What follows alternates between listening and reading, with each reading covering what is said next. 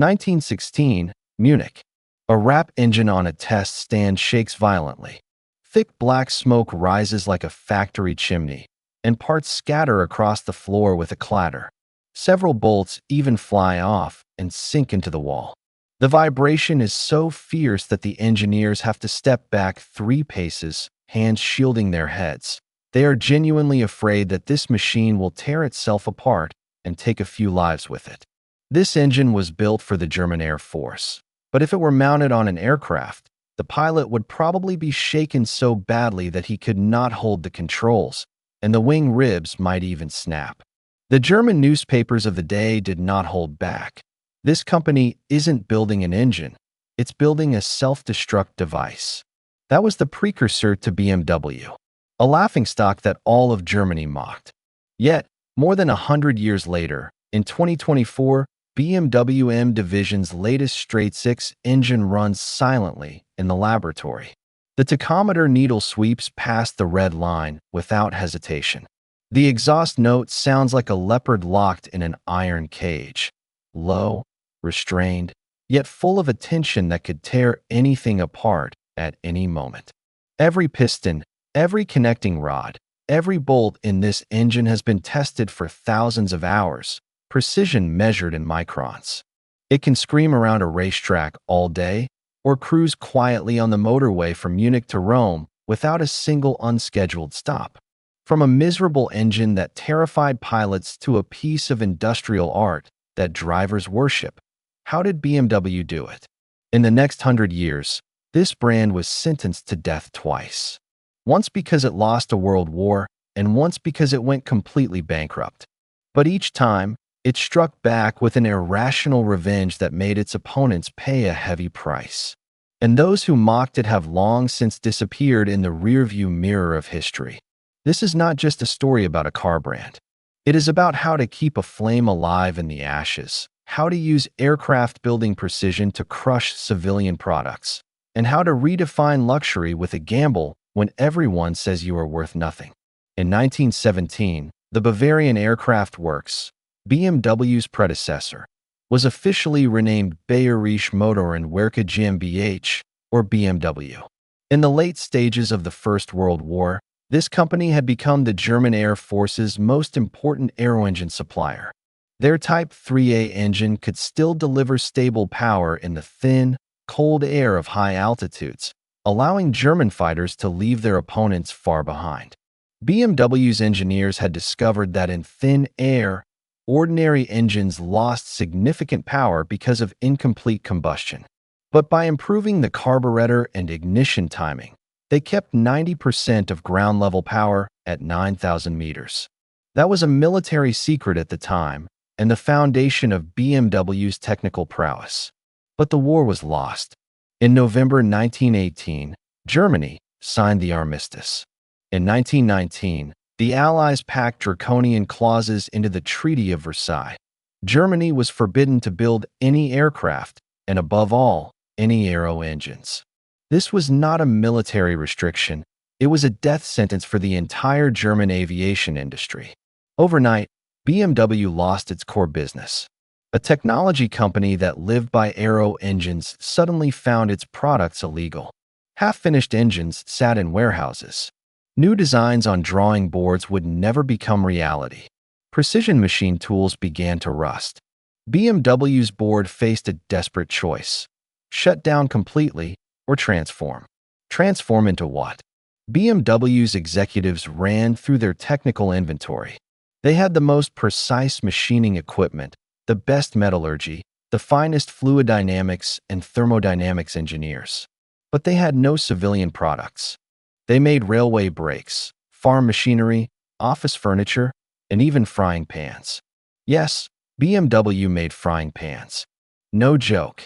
In the early 1920s, BMW's most profitable product was an aluminium frying pan whose bottom used aviation-grade cooling fin design, giving even heat distribution that prevented burning. The pans were so well made that you can still occasionally find one in a German grandmother's kitchen, nearly 100 years old and still not warped. But for the engineers who had once designed the most advanced engines in the sky, Making frying pans was a humiliation. Every morning they walked into the workshop, looked at the aluminium blanks in their hands, and remembered that the same press had been machining cylinder heads yesterday. They did not quit. They did not give up. Because they knew one thing. As long as the technical spark survived, the flight ban would eventually be lifted. That was BMW's early survival algorithm.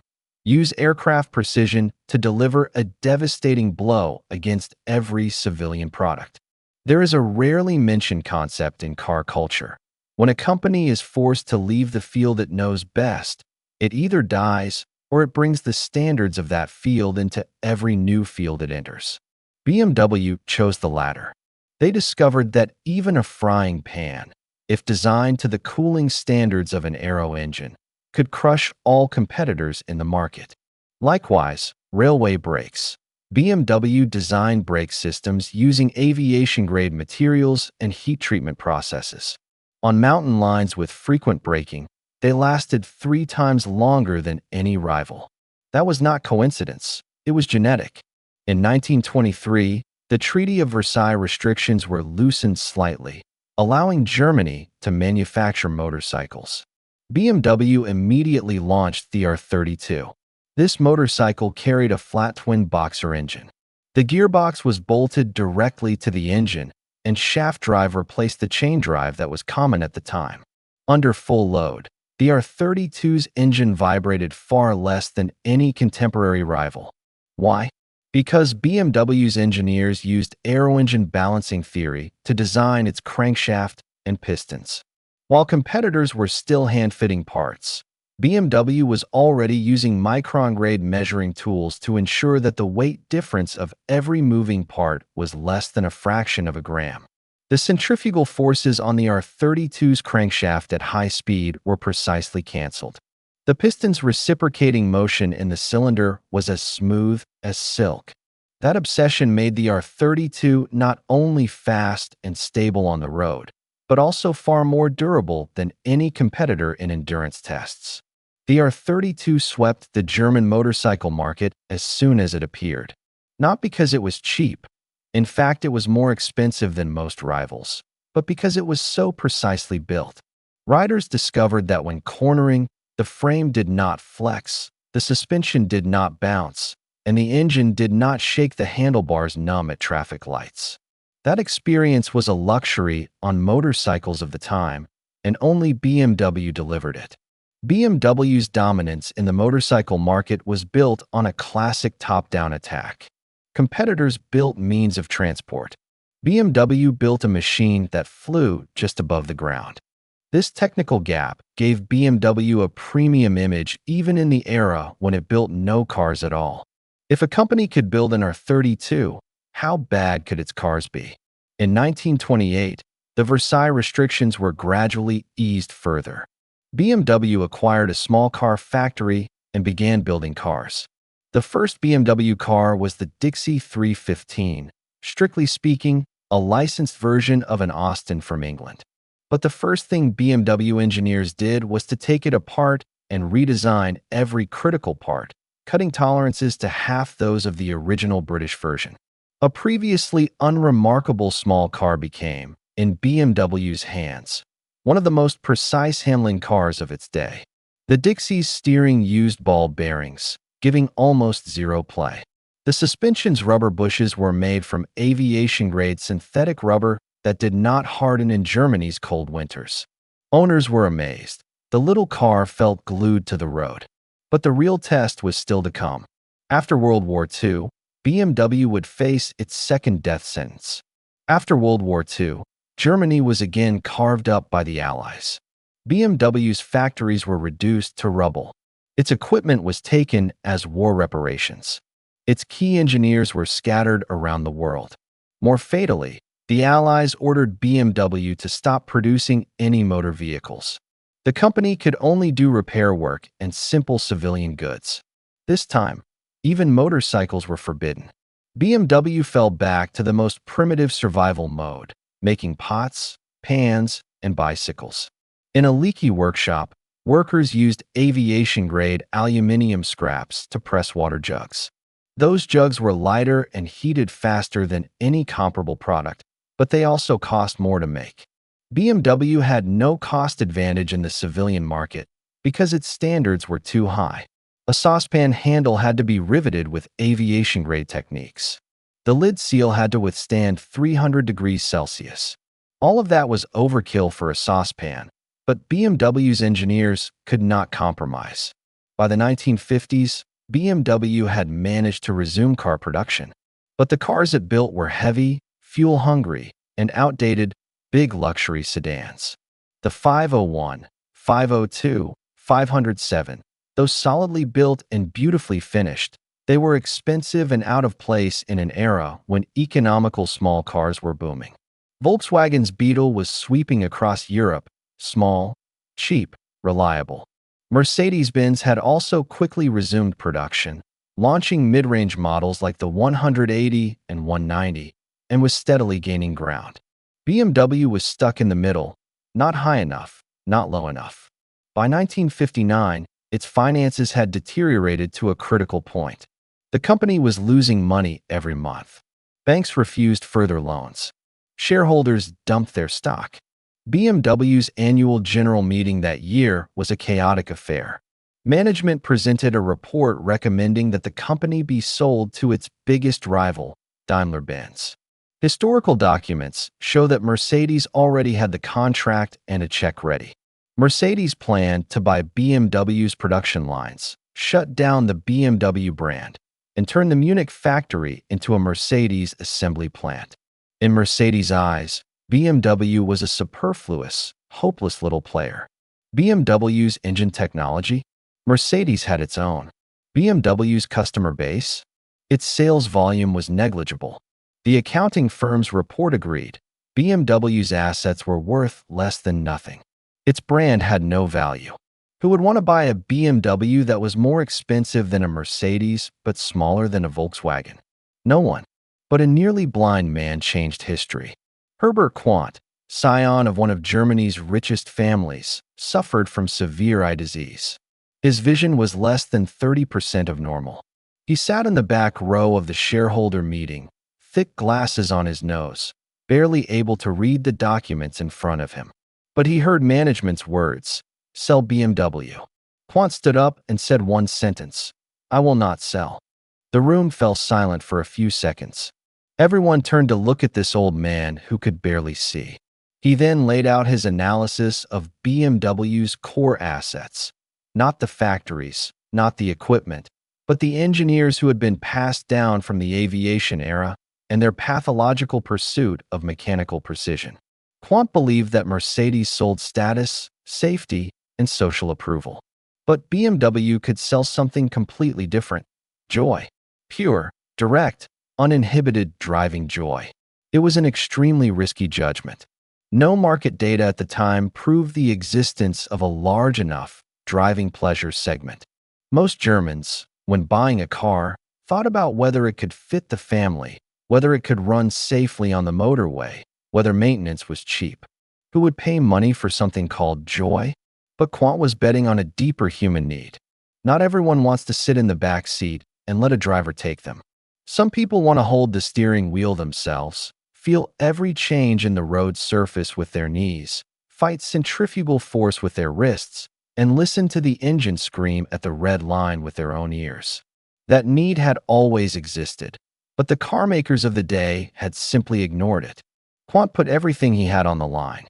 He raised his BMW stake to over 50%, injected huge sums of capital, and brought in a new CEO. Herbert Quandt gave only one instruction: build cars that people truly want to drive, not cars that make them feel respectable. That gamble was worth a fortune. In 1961, BMW unveiled the 1500 Saloon at the Frankfurt Motor Show. No oversized dimensions, no heavy chrome, none of the boxy formality that Mercedes carried. But it had a lightweight small displacement engine, rear-wheel drive, and perfect 50-50 weight distribution. Its chassis was tuned by a group of madmen who had switched from aviation engineering. They calculated suspension geometry to the millimeter. The result: The 1500's cornering behavior made every test driver's eyes widen. It seemed to read the driver's mind. The steering gave exactly as much as you asked, and the rear followed with flawless obedience. The 1500 caused a sensation at the show, and orders flooded into the Munich factory like a tide. Those who had mocked BMW suddenly discovered that there really was a group of people willing to pay for an impractical car. BMW did not die. It had found its soul. From then on, BMW's brand positioning was clear: the ultimate driving machine. Not the biggest, not the fastest, not the most expensive. The one that makes the driver smile. That positioning became BMW's nuclear weapon against Mercedes and Audi for the next several decades. Mercedes sold cars. BMW sold the person behind the steering wheel.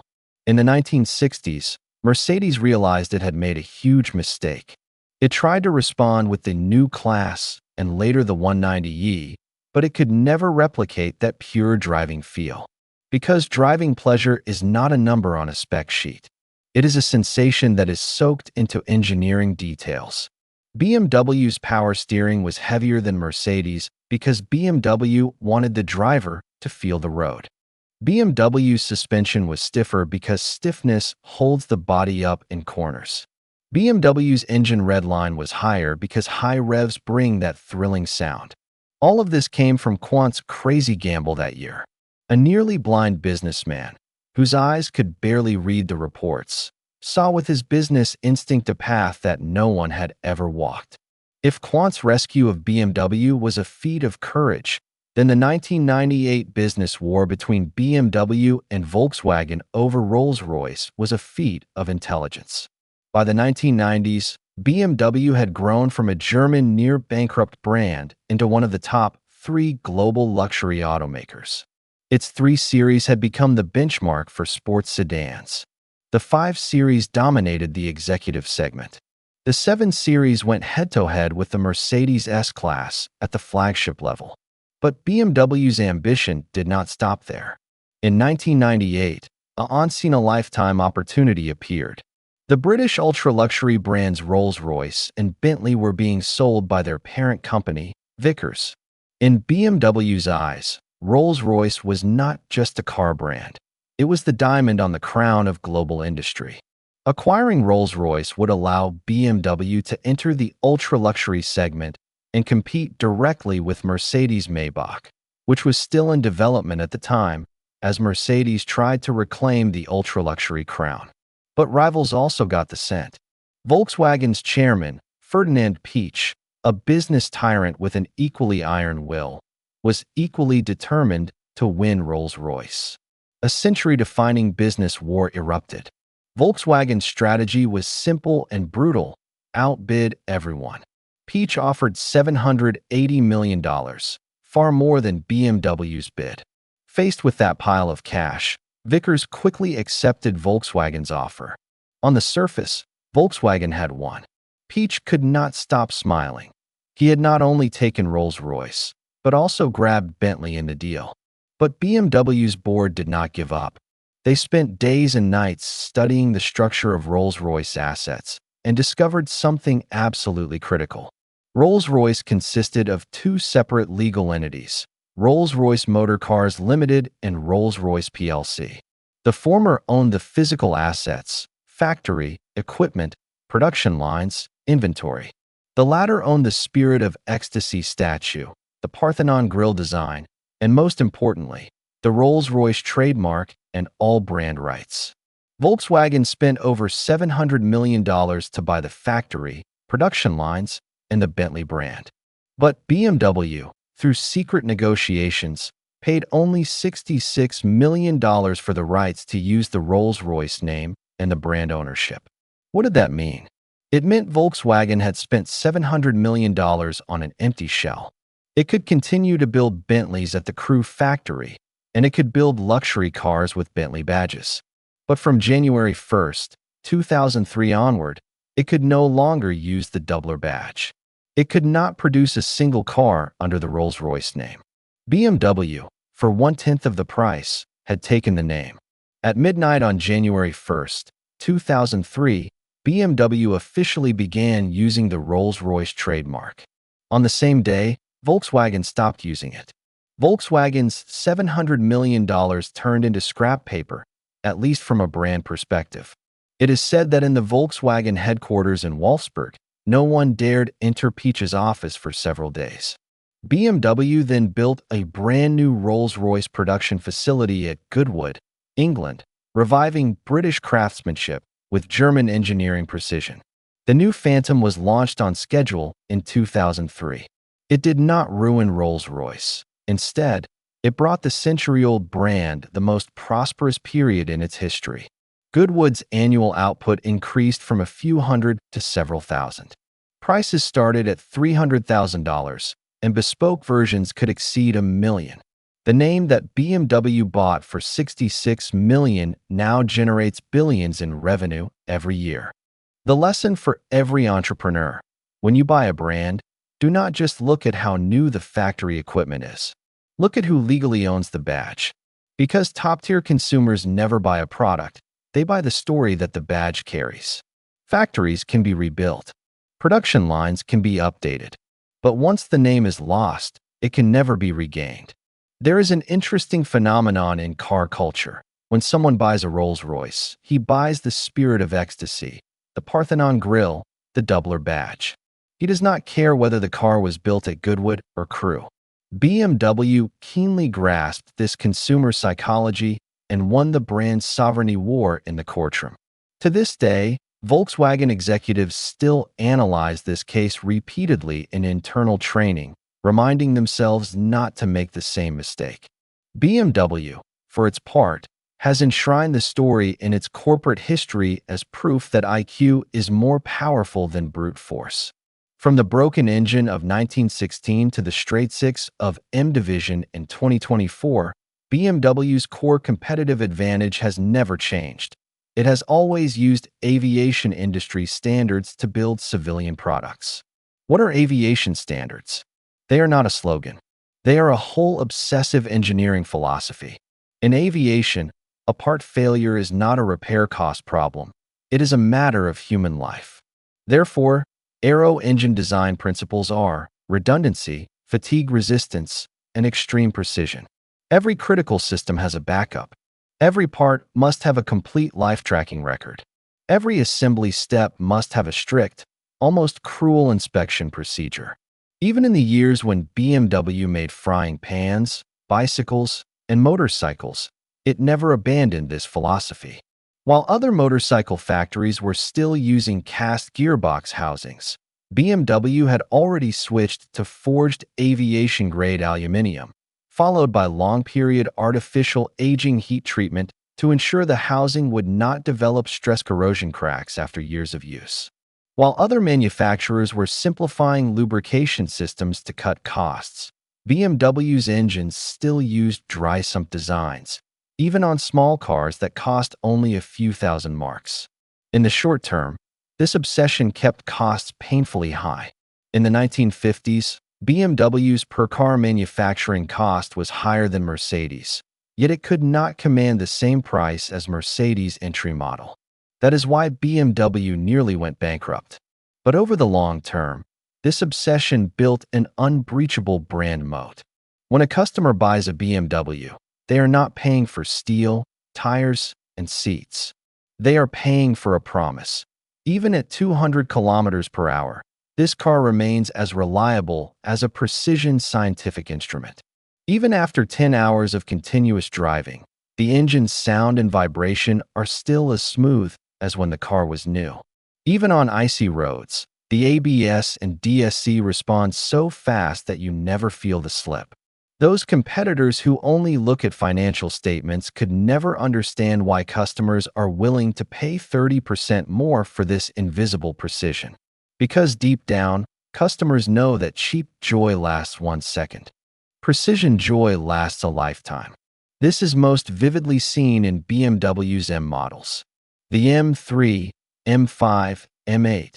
Their engines are hand-assembled at BMW's M plant in Munich, and each engine block bears the name of the technician who built it. That is not a gimmick, it is traceability. If an engine develops a problem 10 years later, BMW can find the person who assembled it, analyze the assembly record, and trace the root cause. That traceability is a standard from the aviation industry. BMW was also one of the first car makers to use carbon fiber in mass production. The i3 and i8 used carbon fiber reinforced plastic for their passenger cells. This material was originally developed for aerospace. It weighs half as much as steel, but is 10 times as strong. BMW built a carbon fiber factory in Washington state, right next to Boeing in Seattle. That is no coincidence. BMW's engineers often exchange technical notes with Boeing's engineers. In the electric era, BMW's aviation gene continues to work.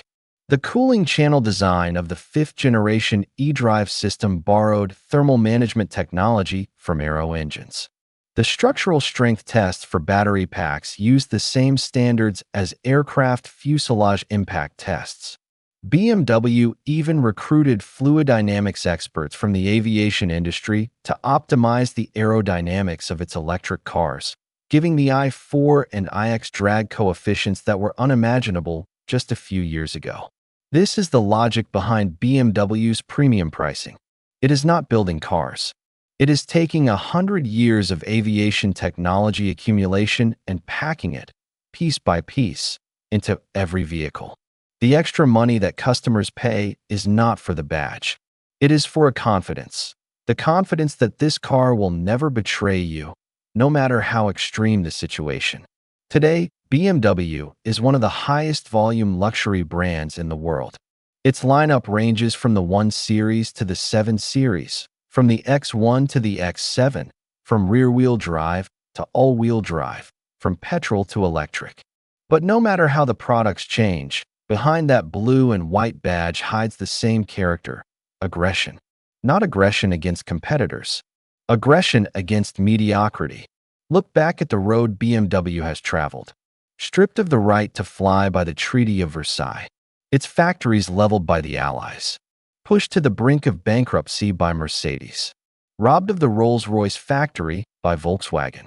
Each time, it seemed about to die, and each time, it got back up with irrational strength. Not because it had more money, but because its engineers were more stubborn, its managers were more daring, and its brand positioning was clearer. BMW's brand spirit can be summed up in one word: revenge. Not the gnashing, bitter kind of revenge, but the quiet confidence that speaks through products and sales. When Mercedes sat in BMW's boardroom in 1959 with a checkbook, Mercedes thought it would win. But more than 40 years later, Mercedes found that BMW had caught up and in some areas surpassed it in global sales and brand premium. Among younger consumers, BMW's appeal far exceeded Mercedes. When Volkswagen thought it had bought the crown in 1998, it believed it had won. But 20 years later, Goodwood's Rolls-Royce factory is producing record numbers of Phantoms and Cullinans, with customers queuing for 2 years to take delivery. Volkswagen can only awkwardly admit that its trademark oversight was one of the biggest mistakes in its history. BMW taught us one thing. In the business world, the most powerful weapon is not money, not scale. It is a spirit that cannot be bought. A spirit that says, even if the whole world thinks you are finished, as long as you can still build products that make people's hearts race, you will never truly die. Many entrepreneurs love to invoke BMW, saying that their company wants to be the BMW of their field. But do they really understand BMW's core? BMW's core is not superb engineering, though that matters. BMW's core is the refusal to accept mediocrity at the most difficult moments. Imagine, during the frying pan years, if BMW's engineers had said, it's just a pan, let's do it roughly. Would there have been the R32? Would there have been the 1500? Would there have been the M3? No, because once you compromise on one thing, you compromise on everything. BMW is BMW because when they made frying pans, they used the same attitude they used to build aircraft engines. That consistency is the true source of brand premium. Herbert Quant's gamble in 1959 was not really about the life or death of a company. It was about a set of values. He bet that there still existed a group of people who would pay more for a truly good product. He won. Today, more than 2 million customers around the world vote with their wallets every year to confirm that choice. If the shaking, rattling rap engine of 1916 in Munich had a soul, it would never have imagined that 100 years later its descendant would stand at the peak of global luxury cars. From frying pans to motorcycles, from the edge of bankruptcy to a century-defining business war, from aviation bans to racetrack championships, from being despised by Mercedes to buying the name of Rolls-Royce. Every step of BMW's journey is written with defiance. The next time you sit in the driver's seat of a BMW, grip that slightly off-center steering wheel, press the accelerator, feel the linear surge of the straight-six engine from idle to red line, and hear the exhaust note that is more thrilling than any music. Do not forget that inside this car hides a story of dignity, counterattack, and revenge. The hero of that story once made frying pans. It was once dismissed by Mercedes as negative assets. It once almost lost its name to Volkswagen's cash. But it survived. Not only survived, it thrived, becoming something that everyone looks up to. If you are in a difficult place today, if you feel that the whole world is telling you you can't, if your product isn't selling, the bank is calling, and employees are leaving, look up BMW's story. Then tell yourself, when the whole world thinks you are finished, that is the perfect moment to start your counterattack.